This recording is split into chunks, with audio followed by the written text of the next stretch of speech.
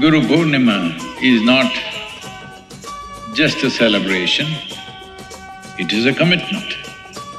It's a commitment that we will evolve. Every 12 to 12.5 years, there is a cycle in your life where similar situations will keep coming back. You will start uttering similar words, you will start behaving the way you were behaving 12 years ago. This may sound ridiculous, but watch yourself and see. So depending upon where Jupiter is going, Sun is here, here, here, here. So whenever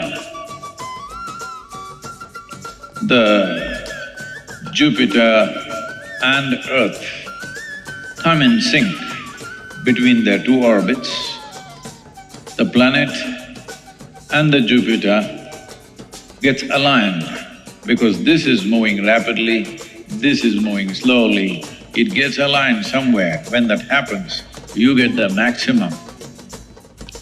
While this maximum is good, if you keep the planet good, because this maximum brings extra heat. On an average, there is a variation of 2.5 degrees Celsius variation in temperature in these 12 years. In this 12-year cycle, right now, we are not aligned with the Jupiter right now, but we will be after some time. Probably in the month of October, November, we will be aligned.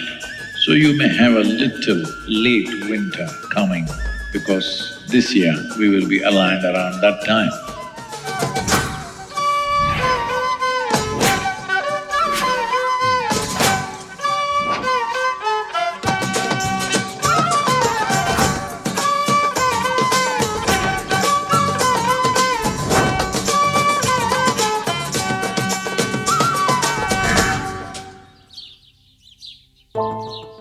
Guru Purnima, this is the first full moon night after the summer solstice or after the sun's movement in relationship with our planet has started moving south. When this shift happens on the day of the solstice, from then on, in terms of nature, you're moving from a dynamic movement of energies, both of the planet, or at least the northern hemisphere, and what is happening in our bodies.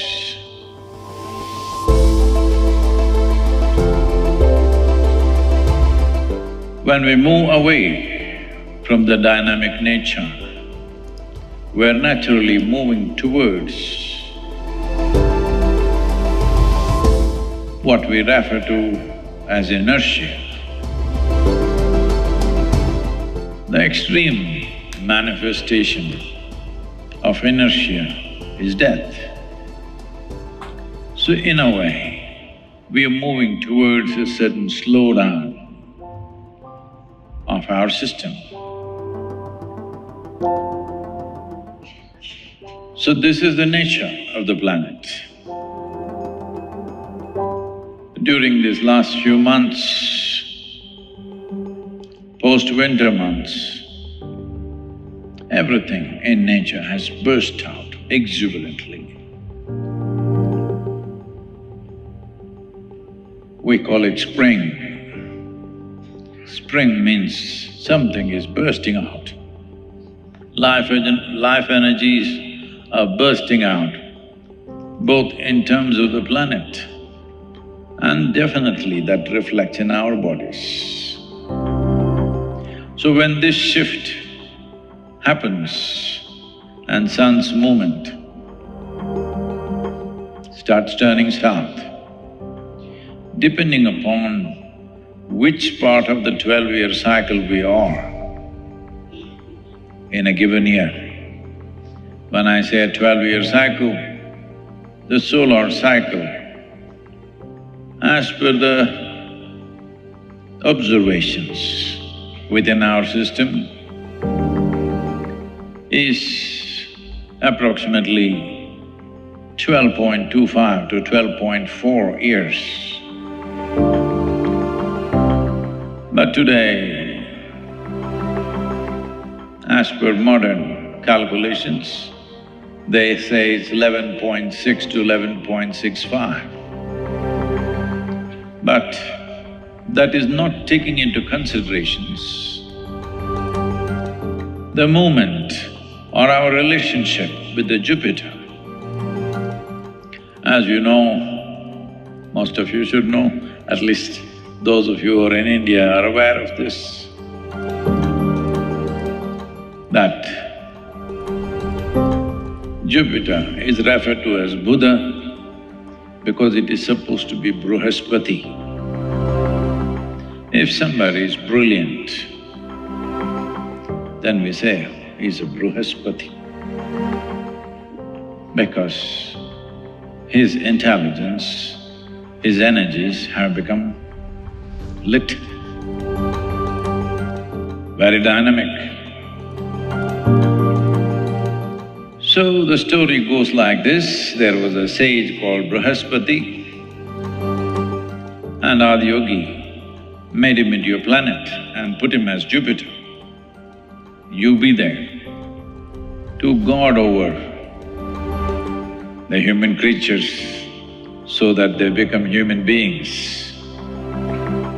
Light them up. How is Jupiter lighting us up? As you all know, Jupiter's orbit is outside of the Earth's orbit.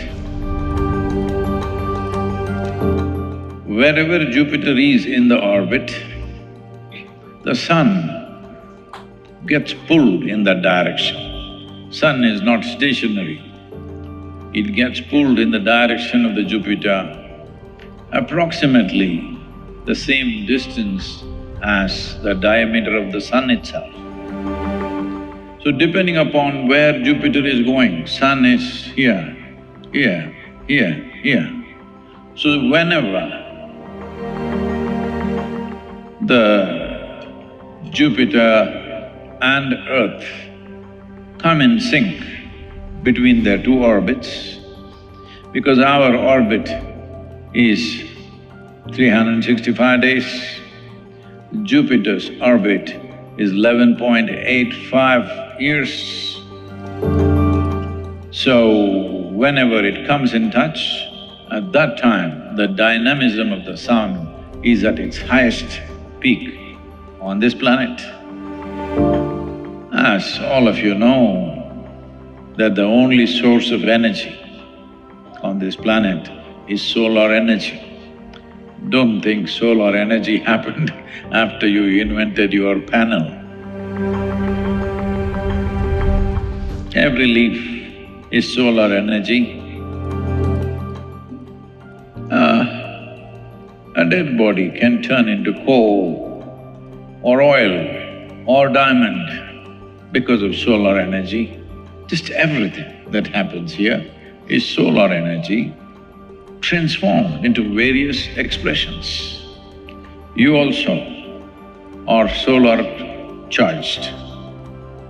So when the planet and the Jupiter gets aligned, because this is moving rapidly, this is moving slowly, it gets aligned somewhere. When that happens, you get the maximum. Well, this maximum is good if you keep the planet good, because this maximum brings extra heat. On an average, there is a variation of 2.5 degrees Celsius variation in temperature in these 12 years or 12.25 years of cycle, solar cycle, mainly because of the influence of the Jupiter pulling the sun a little closer to us. So this means more sunlight, more temperature, more radiation. If we want to benefit from this, we must keep the planet healthy, green, then you will benefit. Otherwise, you could be little scorched out. Recent research is talking about that climate change could shrink the human brain. Are you noticing it?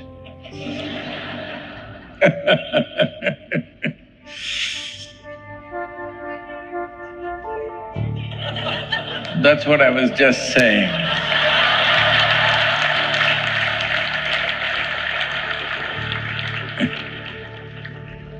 The ladies there cannot hear, please take care of this. I said the climate change is supposed to shrink your brain.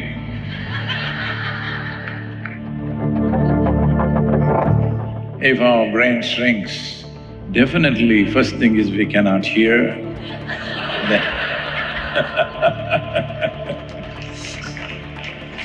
then we cannot see, then we cannot think straight, everything else will follow.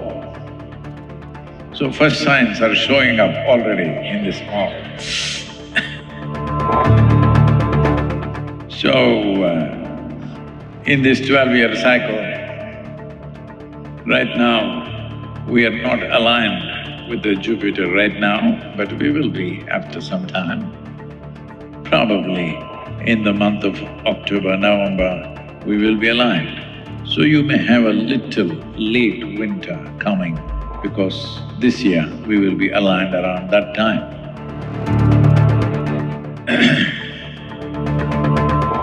Now, the important thing is, once dynamism that was naturally offered to us is receding and inertia is settling down, you must do something to keep this dynamic. This is why this phase from now onwards is called a sadhana pada. We started a sadhana pada, 7 months of sadhana pada for young people. If you're not dead, you're young.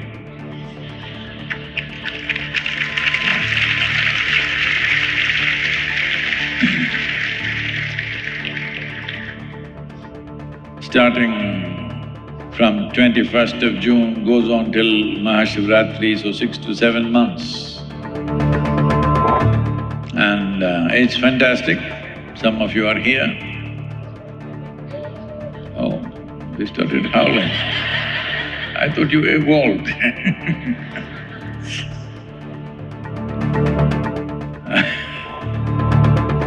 So, it's fantastic, the kind of response. But it's tragic that we are not able to provide the necessary infrastructure for people to come. I don't know this year's count, it should be much more. Last year, nearly 30,000 people applied for this.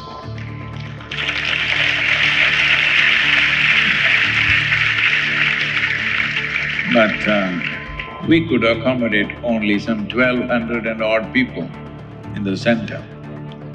So this is why we're pushing for infrastructure both here and there, because just imagine, just in India, 30,000 people, youths, come and spend 7 months, I'm sorry, 7 months upon their own well-being, intense sadhana.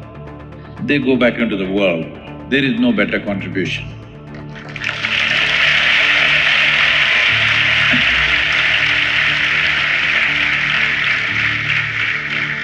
So, Guru Purnima is not just a celebration, it is a commitment. It's a commitment that we will evolve. See, monkeys have an advantage. Hello?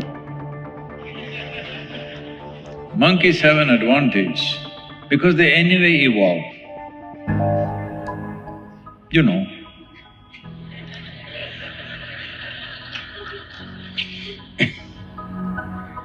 But once you become human, unless you consciously strive, there shall be no evolution.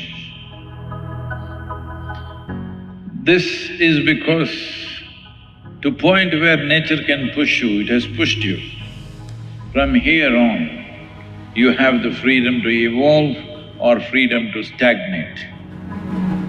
So Guru Purnima is the day when Adi Yogi expressed his commitment. When I say expressed his commitment, well, these seven sages were today celebrated as Saptarishis. When they hung around him for a long period of time in preparation, on this day of the solstice that year, the solstice and the full moon happened to be coinciding. So when the solstice happens, certain shift happens. When I say certain shift, well, because you're just born, all of you, you have not noticed anything other than what is said in the school textbook. That also you did not notice, you know because you read it on the Google. If you notice, if you pay attention, there are two cycles happening in the body. This is going this way, this is going this way. Don't imagine these things, you must pay attention. Not imagination, attention. Now, this movement determines how well coordinated you are, how well balanced you are between the two polarities of Ida and Pingala, or masculine and feminine. Within this system, without polarities, there is no physical existence. Even an atom cannot exist without polarities. Everything physical is between two polarities. The reason why we're always talking about going beyond our physical nature, which is the essence of spiritual process, is if you are within the polarities, you are kicked from one pole to another, one pole to another. These cycles keep you busy. And these cycles, once the circle becomes long enough, you don't know that you're going in circles. Because every segment of a circle, a small segment of a circle feels like a straight line. It takes a lot of attention to see I'm actually going in cycles. If you pay enough attention, this is there every year. Or if that is a bit too much for you, if you pay enough attention, every 12 to 12.5 years, there is a cycle in your life where similar situations will keep coming back. You will start uttering similar words, you will start behaving the way you were behaving 12 years ago. This may sound ridiculous, but watch yourself and see. This is what is happening, because life is a repetition if you don't consciously strive. So conscious striving is absolutely necessary if a human being has to evolve. That's why I said monkeys have an advantage. Nature still working on them. They didn't choose, nature just pushes them. But you have to choose and strive, otherwise it remains stagnant. Is it wrong to be stagnant? No. It's not wrong, it's not a crime to be stagnant. A stagnant pool naturally stinks, that's all. That's the only problem. Otherwise, it's better to swim in a stagnant pool if your only concern is safety. A stagnant pool is a better place for you to swim than a flowing river. Flowing river, you know, it has many possibilities hidden in it.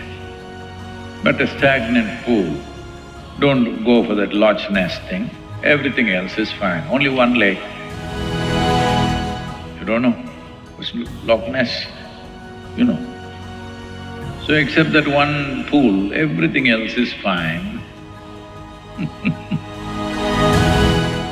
So, once you're in a stagnant pool for too long, non-existent monsters will rise.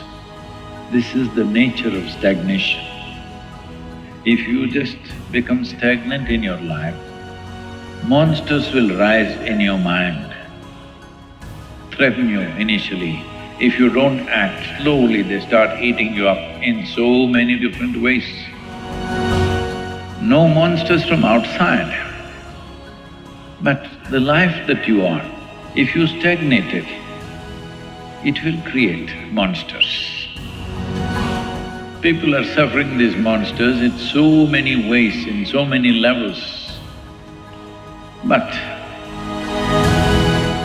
they're constantly working for their security.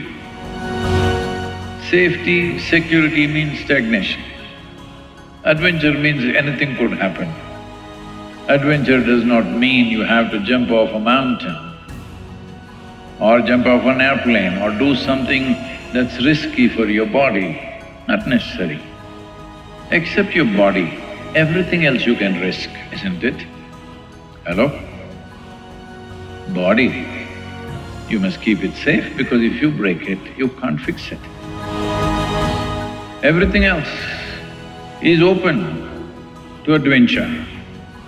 Your thought, your emotion, your way of being should be adventurous. You don't have to necessarily jump off a cliff to be adventurous. Because body needs to be protected, we cannot create another one.